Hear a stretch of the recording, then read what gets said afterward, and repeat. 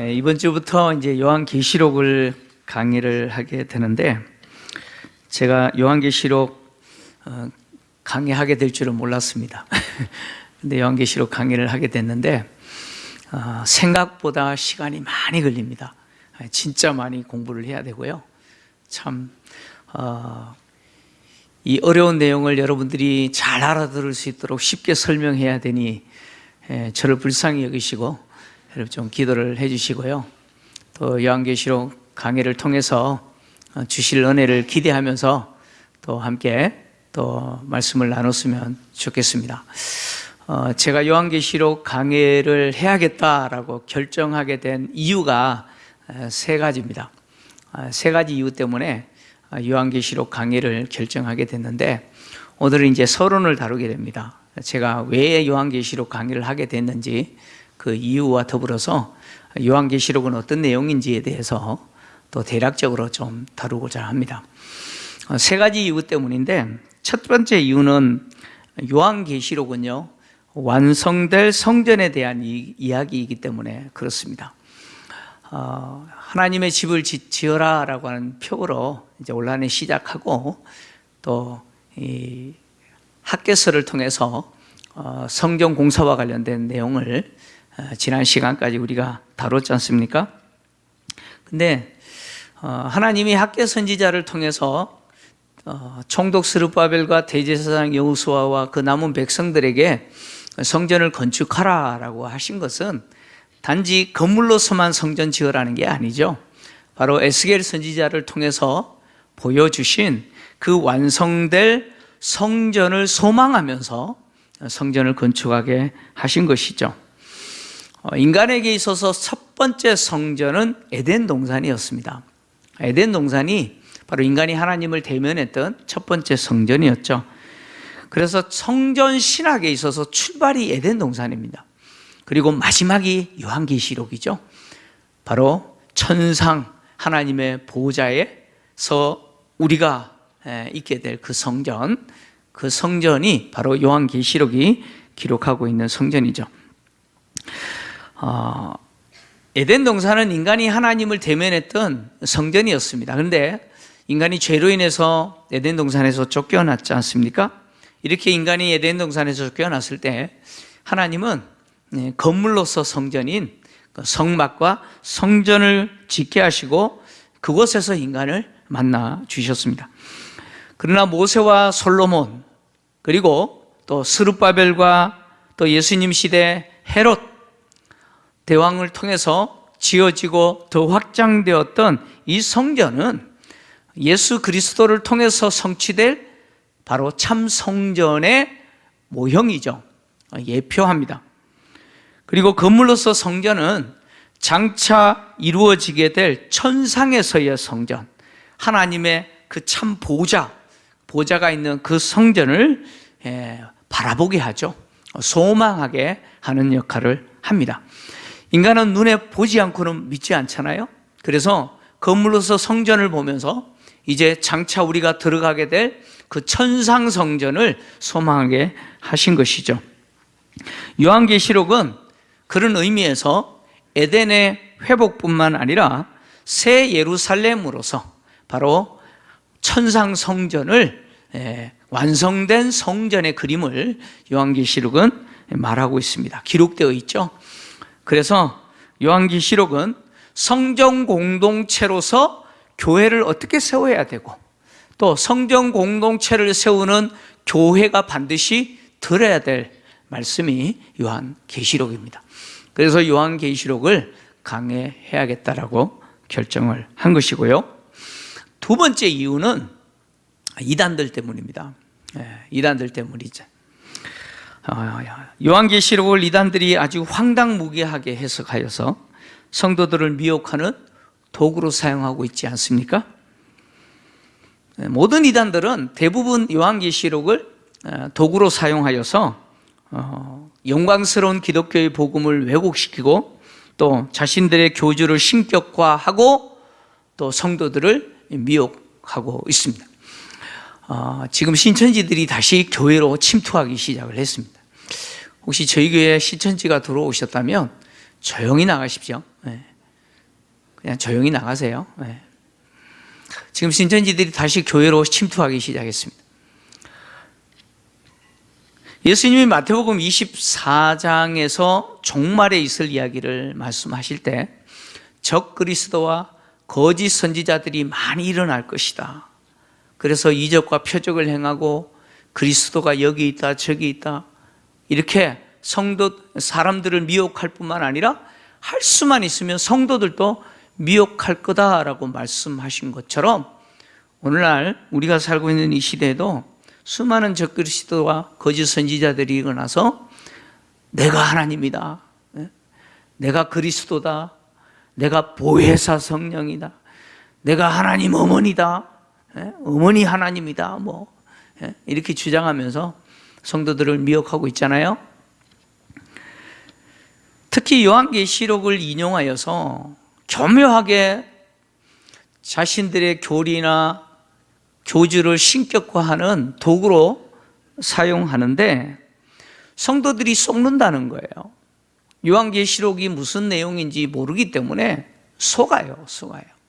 진짜를 모르니까 가짜에 자꾸 속아 넘어가는 거예요. 여러분, 위조 지폐는 수십만 가지겠죠. 근데 진짜를 알고 있으면 어떤 위조 지폐를 갖다 대도 알아차려요. 그러니까 진짜를 알아야 된다는 거예요. 그래서 요한계시록을 성도들이 잘 모르기 때문에 이단들이 하는 말에 그냥 혹해서 넘어가는 것이죠. 그래서 교회는 반드시 요한계시록을 성도들에게 가르쳐야 되고, 성도들이 이단에 빠지지 않기 위해서는 이 요한계시록이 무슨 이야기인지 정확하게 아는 게 필요하다는 것이죠. 그래서 제가 요한계시록을 강의해야겠다, 이렇게 결정하게 된 것입니다. 그 다음에 세 번째 이유는 가장 중요한 이유이기도 합니다. 이 시대적인 배경 때문에 그렇습니다. 우리가 살고 있는 시대를 가만히 보면 세상이 점점 좋아지는 게 아니고 점점 더 어두워지고 악해지고 있죠. 그리고 사람들은 어떻습니까?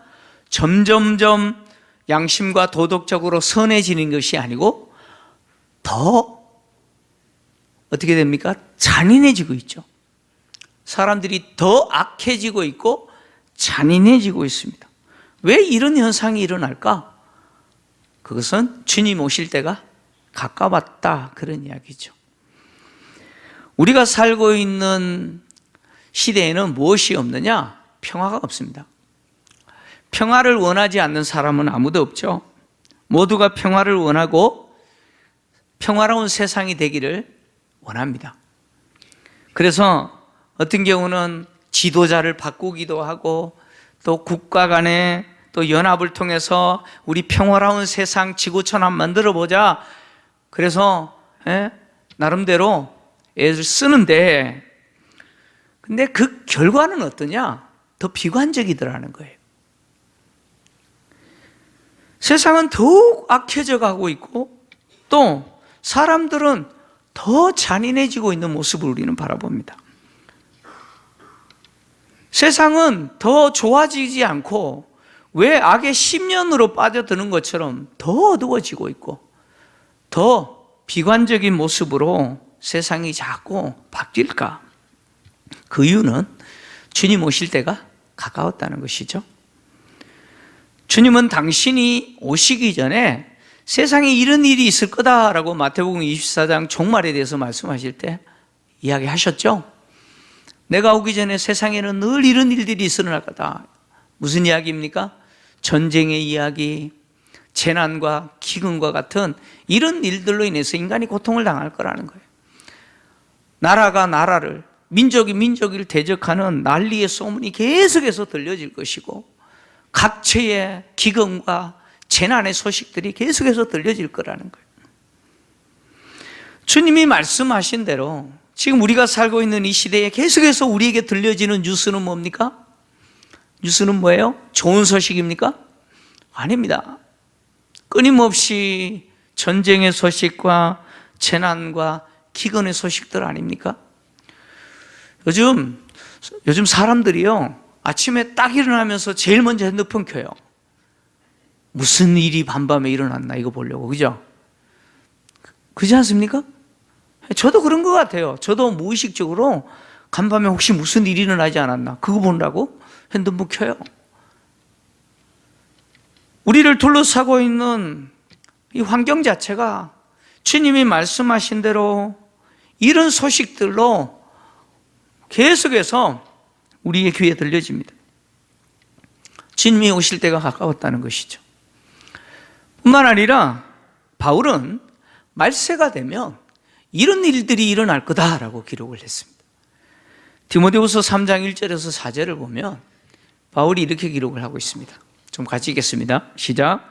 너는 이것을 알라. 말세에 고통하는 때가 이르러 사람들이 자기를 사랑하며 돈을 사랑하며 자랑하며 교만하며 비방하며 부모를 거역하며 감사하지 아니하며 거룩하지 아니하며 무정하며 원통함을 풀지 아니하며 무함하며 절제하지 못하며 싸나우며 선한 것을 좋아하지 아니하며 배신하며 조급하며 자만하며 쾌락을 사랑하기를 하나님 사랑하는 것보다 더하며. 아멘.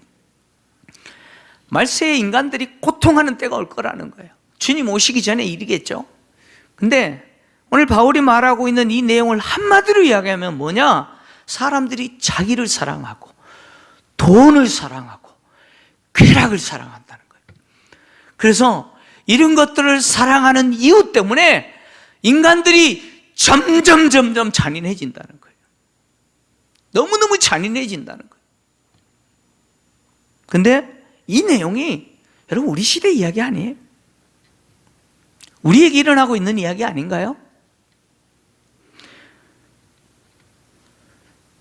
지금 우리가 살고 있는 시대는 결국 주님이 오실 때가 가까웠다라고 하는 것을 나팔 소리로 외치는 현상들이 지금 우리가 보고 듣고 있는 현상들이죠.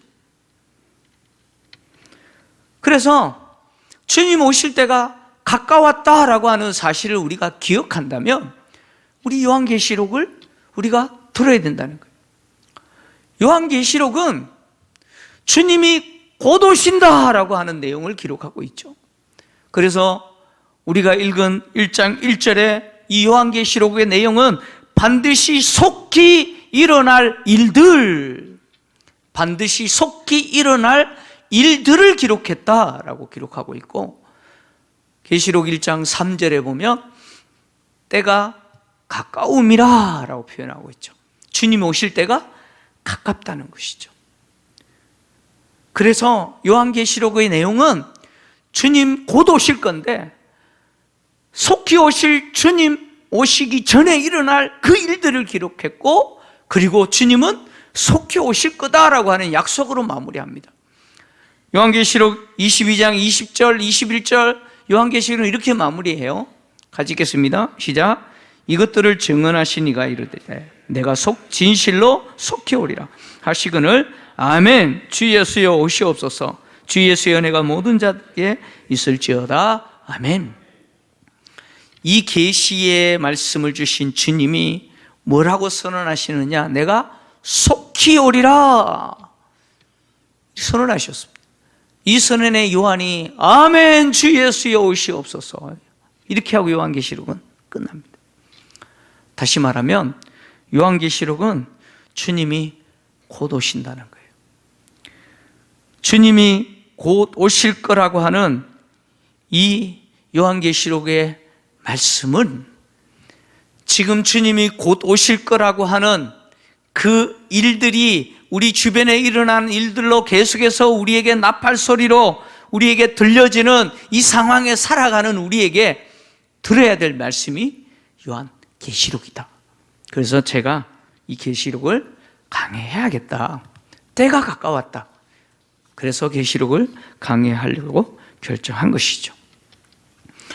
요한계시록이라고 하는 이 성경은 대부분의 성도들에게 두려움을 주고 어렵다라고 생각하는 성경이죠. 요한계시록을 두려워하는 성도들이 생각보다 많습니다. 요한계시록은 두려운 성경이다. 그래서 안 읽는 분들도 있어요. 자, 요한계시록을 왜 두려워하느냐? 그 이유가 요한계시록 안에는 심판에 대한 메시지가 너무 많기 때문이에요. 심판에 대한 이야기가 많아요. 근데 사실 요한계시록에 기록되어 있는 이 심판은요, 성도들에 대한 심판이 아닙니다. 요한계시록은 성도들에게 두려움을 주기 위해서 기록된 성경이 아닙니다. 요한계시록은 박해받고 있는 성도들에게 위로와 소망을 주기 위해서 기록된 성경이에요.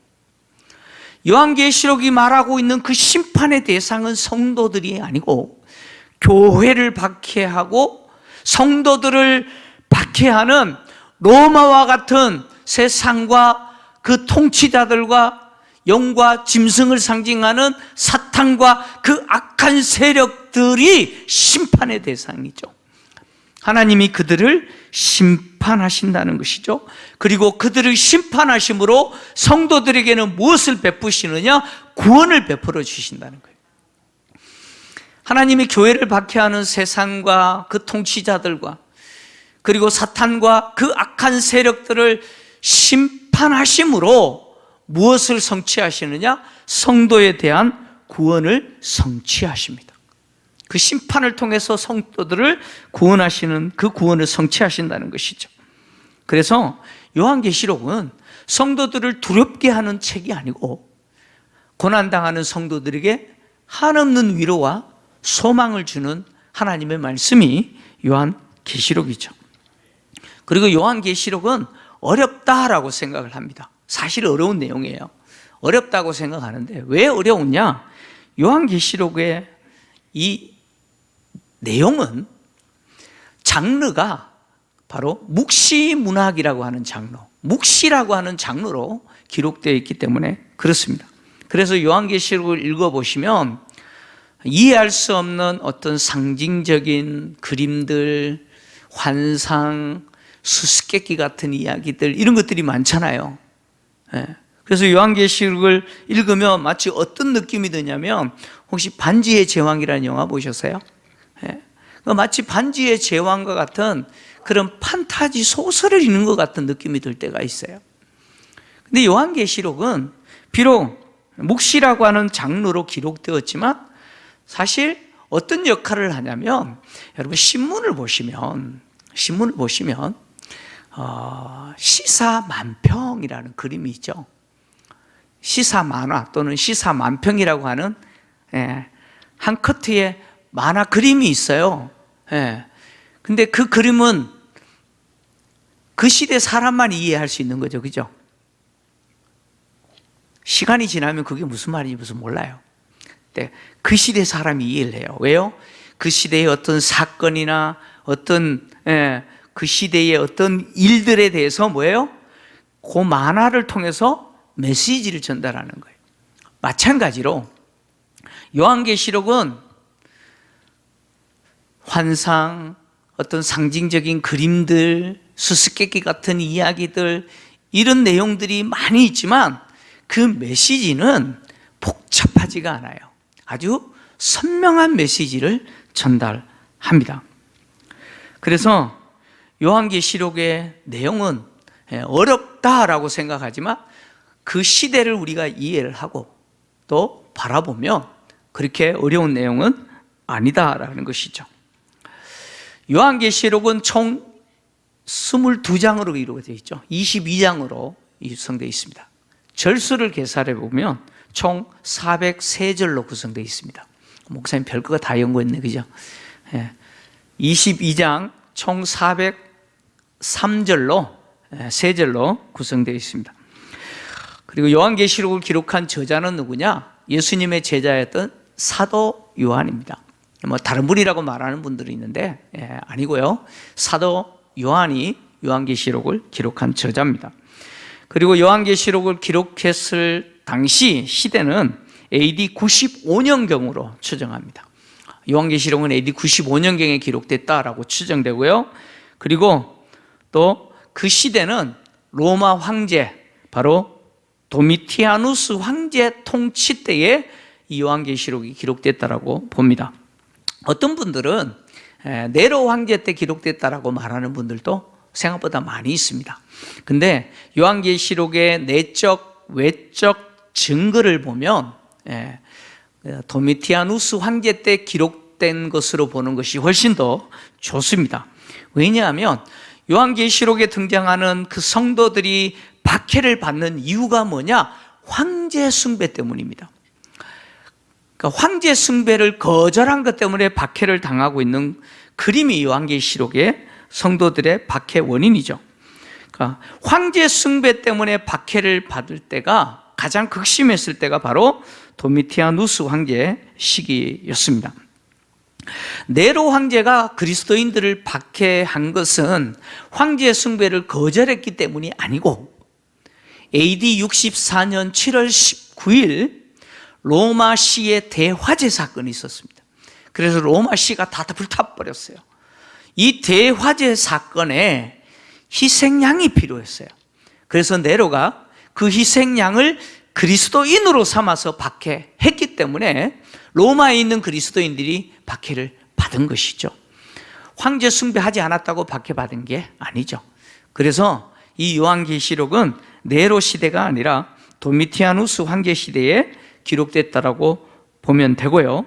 또 더하여서 황제 숭배가 가장 극심했을 때가 바로 도미티아누스 황제 시대였습니다. 물론 도미티아누스 황제가 나 신이다, 나 숭배해라, 직접적으로 국가적으로 자기를 숭배하도록 한 적은 없어요. 근데 이 도미티아누스 황제에게 잘 보이려고 아첨했던 지방 관리들, 각 도시들을 통치하는 그 관리들이 어떻게든 황제에게 잘 보이려고 황제 숭배를 걱성스럽게 했던 때가 바로 이때였습니다. 그래서 도미티아누스 황제 시대에 각 지방 도시들은요, 황제 숭배뿐만 아니고 그 지방이 주관하는 어떤 축제나 제의 행사에 반드시 황제를 숭배하고 그리고 우상 숭배 의식을 가졌습니다. 그리고 이 축제와 제의에 그 도시에 속해 있는 모든 시민은 의무적으로 참여하게 했습니다. 강제 의무로 참여하게 했습니다. 그러니까 그 도시 시민으로 그리스도인은 반드시 그 도시가 시행하는 축제와 제의에 참여해야만 했습니다. 참여해서 황제 숭배해야 되고 우상 숭배해야만 했습니다. 근데 그것을 거부한다? 박해받는 것이죠. 뿐만 아니라 이 도미티아누스 황제 시대의 상업 조직이죠. 우리 흔히 협동조합이라고 알려지는 이 길드 조직 역시 황제 숭배와 우상 숭배와 아주 밀접하게 연관이 되어 있습니다. 그래서 내가 어떤 장사를 하기 위해서는 내가 장사하는 그 품목의 조합에 가입을 해야 돼요. 그 조합에 가입하지 않으면 장사 못 해요. 근데 그 조합에 가입하는 것은 뭘 전제해야 되느냐? 그 조합이 숭배하는 황제 숭배와 우상 숭배에 가담해야 돼요. 그렇지 않으면 장사 못 해요. 장사 못 해요. 그러니까 이런 시대적인 환경은 그리스도인들에게 황제 숭배를 거절하고 우상 숭배를 거절해야 되는 그리스도인들에게 엄청난 압력이었습니다. 자연스럽게 황제 숭배를 거절하고 우상 숭배를 거절하는 성도들에게 뒤따랐던 것이 잔인한 박해였습니다. 사도 요한 역시 이런 박해의 원인으로 반모라고 하는 섬에 지금 유배당하고 있는 것이죠. 요한계시록은 우리가 갖고 있는 성경에서 마지막 성경이잖아요. 그죠? 요한계시록 뒤에 또 있습니까? 있어요? 네. 만약에 있으시면 성경 얼른 바꾸십시오. 그 성경 들고 다니시면 안 돼요. 네. 요한계시록은 성경의 마지막 성경입니다. 뭘 말하느냐? 하나님의 계시가 요한계시록을 끝으로 완성됐다, 그런 이야기입니다. 따라서 요한계시록이라고 하는 것은 하나님의 뜻이 역사 속에서 어떻게 성취되었는가라고 하는 것을 기록하고 있는 성경이 요한계시록이죠. 어떻게 성취될 것인가? 하나님의 그 뜻이 역사 속에서 어떻게 성취될 것인가? 이것을 기록한 성경이 요한계시록입니다. 그리고 역사 속에서 성취될 하나님의 뜻을 흔히 직설적인 바로 서술체, 흔히 사설 있잖아요. 신문 읽을 때 여러분 사설 읽으면 무슨 말을 하는지 금방 이해돼야 안 돼요? 안 됩니까? 사설은 비꼬아서 이야기하면 뭘 알아듣잖아요. 사설은 직설적으로 이야기하는 겁니다. 근데 직설적 서술체로 기록하지 않고 상징적인 언어로 기록했기 때문에 요한계시록을 어렵다 이렇게 생각하는 것이죠. 우리가 보고 있는 이 요한계시록을 계시록이라고 합니다. 계시록이라고 부르는데 이 계시록이라는 이름은 1장 1절 예수 그리스도의 계시다라고 하는 이 말에서 나왔습니다.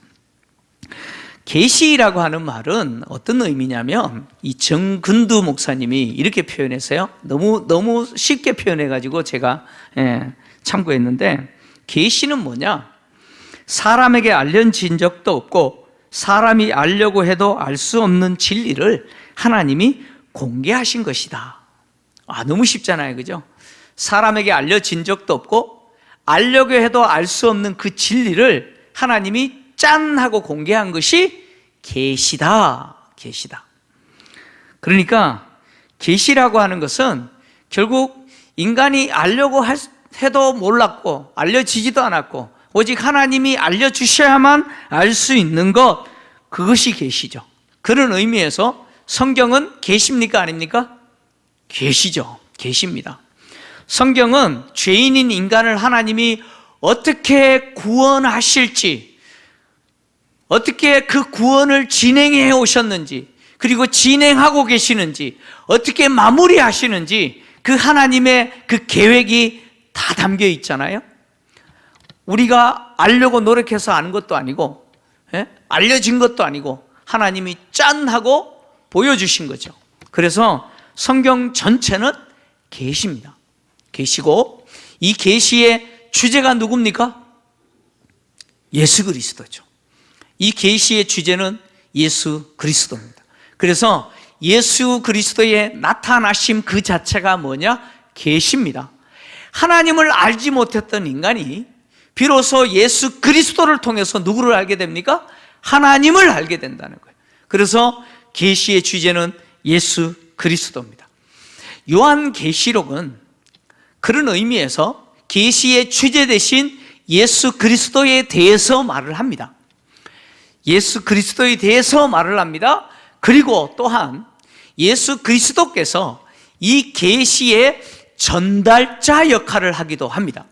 그래서 오늘 우리가 읽은 1절을 보면 예수 그리스도의 계시다라고 이야기하고 이 계시를 하나님이 그에게 주셨다.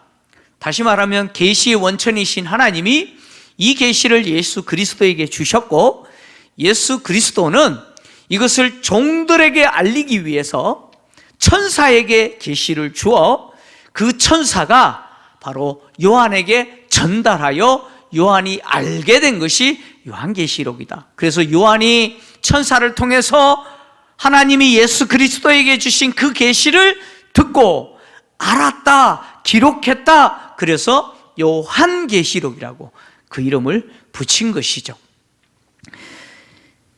이 요한계시록을 이해하기 위해서는 반드시 이 계시록의 첫 번째 수신자들을 알아야 됩니다. 다시 말하면 이 요한계시록은 하나님이 직접 우리에게 주신 성경이 아니다, 그런 이야기예요.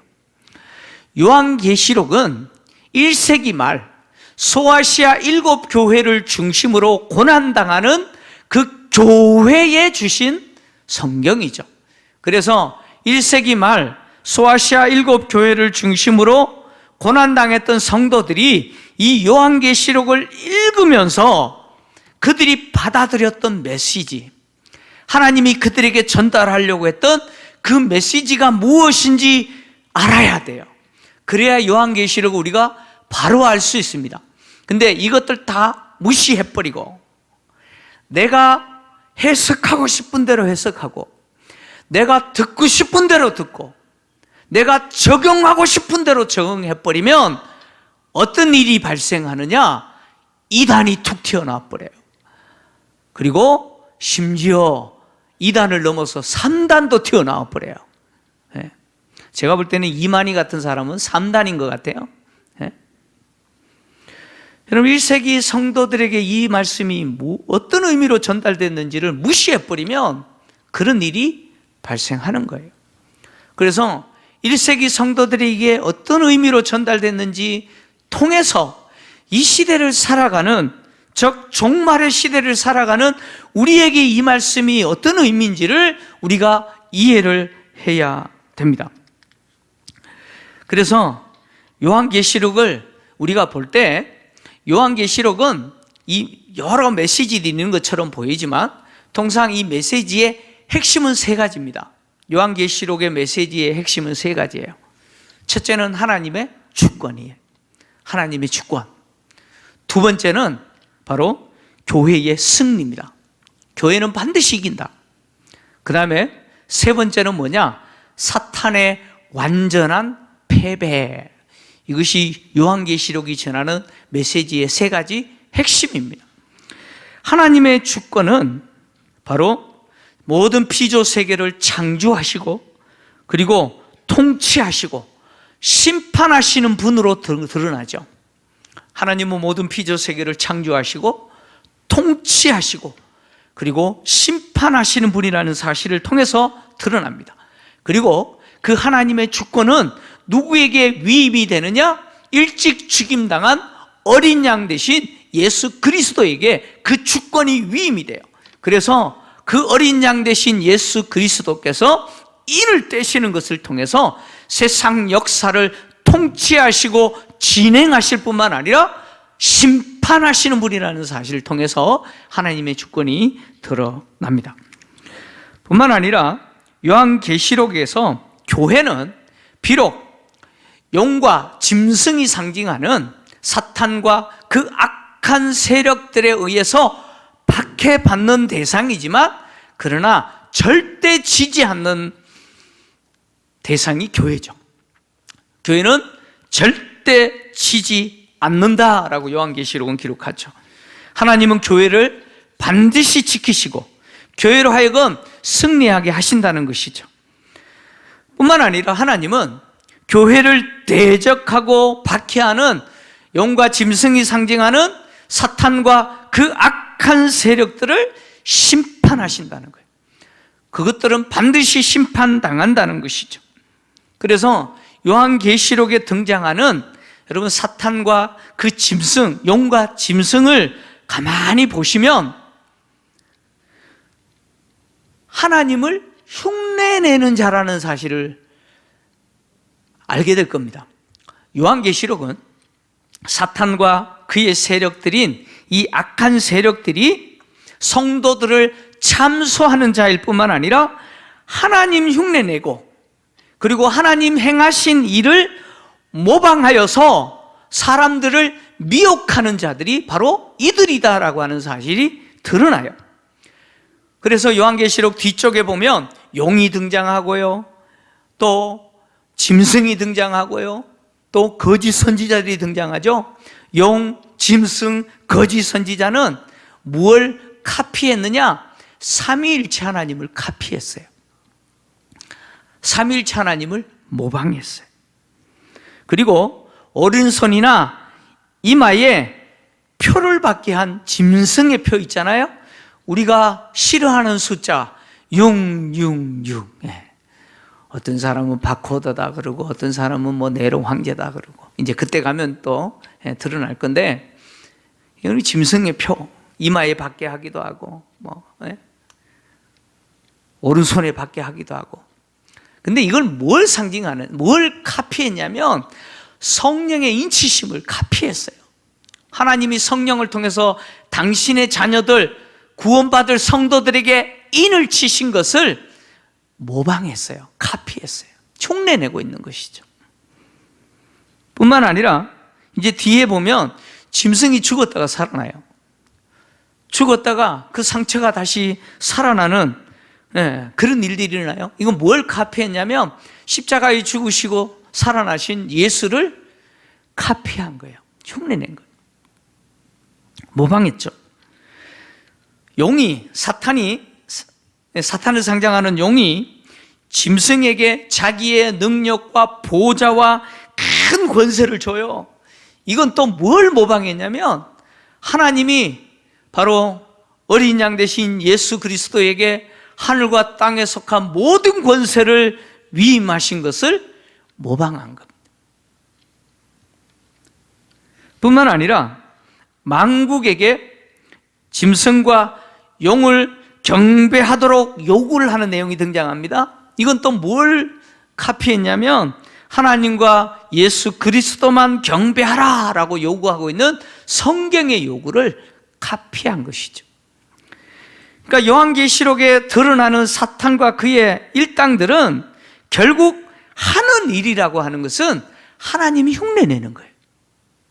하나님 흉내내고 하나님 행하신 일을 모방하여서 사람들을 미혹하는 일을 하고 있다는 것이죠. 그러나 이 사탄은 무기력한 존재예요. 왜냐? 그가 하는 모든 시도는 다 실패로 끝납니다. 그리고 이 사탄은 완전히 패배하게 될 것인데 이 패배는 아마겟돈 전쟁에서 패배하는 게 아니고 십자가에서 이미 패배했습니다. 그래서 예수님의 죽으심과 부활 사건인 이 십자가는 사탄으로 하여금 완전히 패배시킨 사건이죠. 그래서 사탄과 그 악의 세력들이 이제 마지막에 어디에 떨어져요? 무저갱으로 떨어집니다. 영원한 심판을 받게 될 겁니다. 그리고 성도들에게는 무엇이 주어져요? 구원이 주어집니다. 새하늘과 새 땅, 하나님이 베풀어 주시는 그 천상 성전에서 하나님과 영원히 영생 복락 누리게 되는 그 은혜를 얻게 된다라고 하는 것이 요한계시록의 이야기죠. 오늘 서론을 대충 다뤘는데요, 요한계시록의 내용은 점점 어두워져 가는 세상, 악인들이 득세하는 세상, 이런 세상에서 믿음으로 살아간다는 그 자체만으로도 고난 아닙니까? 여러분 그렇지 않아요?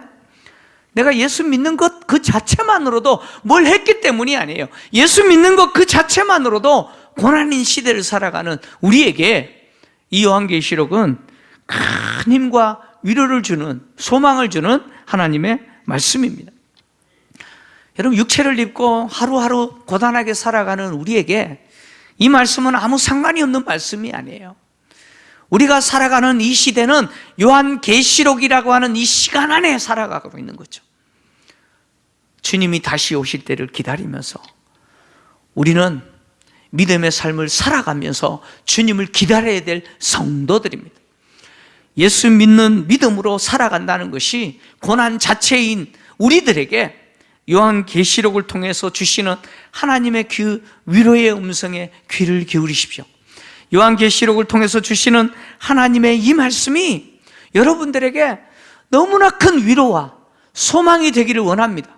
그래서 참 지치기 쉬운 우리의 신앙생활, 포기하고 싶은 우리의 신앙생활, 다시 옷깃을 여미듯이 다시 우리의 신앙을 세우고 주님이 다시 오시기를 기다리는 성도로서의 자기 자신을 다시 한번 바른 위치에 세우고 믿음의 길을 뚜벅뚜벅 걸어가시는 저와 여러분들에게 위로와 소망이 되는 말씀 되시기를 주의 이름으로 축원합니다.